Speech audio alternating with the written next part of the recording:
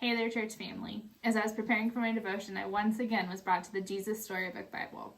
Now, the story I'm going to read today might seem a little bit shocking, especially with the heat that we're having outside, to think anything Christmas.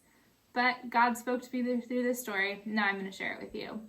It's actually what the kids are learning about in Sunday school, the birth of Jesus. Now, I know what you're thinking. It's not Christmas. But this is a story that should be celebrated year-round, because it's a fulfillment of God's promise long ago to bring a Savior into the world.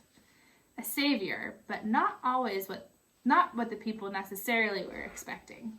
Here's our story. He's here.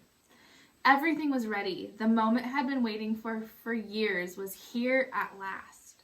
God was coming to help his people, just as he had promised in the beginning. But how would he come? What would he be like? What would he do?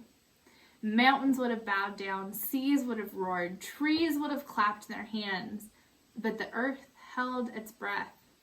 And silent as snow falling, he came in, and when no one was looking in the darkness, he came. There was a young girl engaged to a man named Joseph. Joseph was the great-great-great-grandson of King David. One morning, the girl was minding her own business when suddenly a great warrior of light appeared right in her bedroom. He was Gabriel, an angel, a special messenger from heaven. When she saw the tall, shining man standing there, she was frightened. "You don't need to be afraid," Gabriel said. "God is very happy with you." Mary looked around to see if perhaps he was talking to someone else. "Mary," Gabriel said. He laughed with such gladness, and tears suddenly filled Mary's eyes. "Mary, you're going to have a baby, a little boy, and you will call him Jesus. He is God's own son. He is the one. He is the rescuer. The God who flung the planets into space to keep them from rolling around and round. The God who made the universe with just one word. A God who was doing anything, God who can do anything at all, was making himself small and coming down as a baby. Wait, God was sending a baby to rescue the world? But it's too wonderful, Mary said, and felt her heart beating hard. How could it be true? Is anything too wonderful for God? Gabriel asked.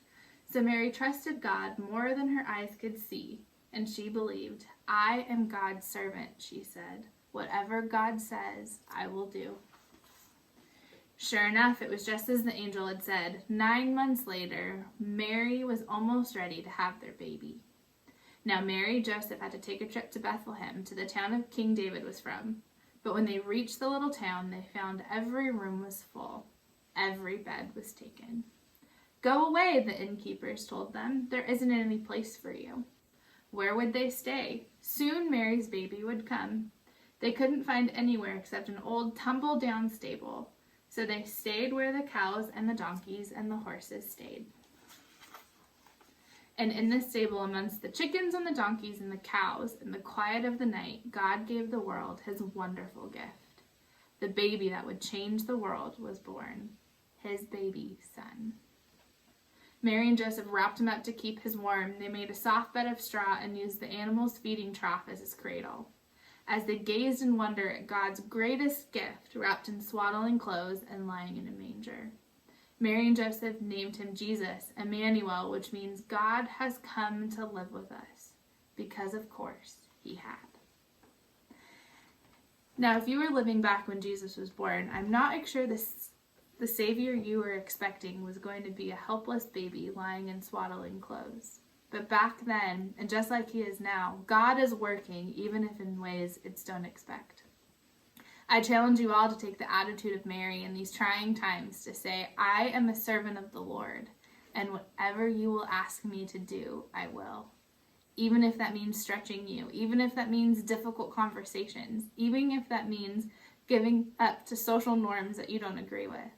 God is still active and working, and I challenge you to listen for his voice.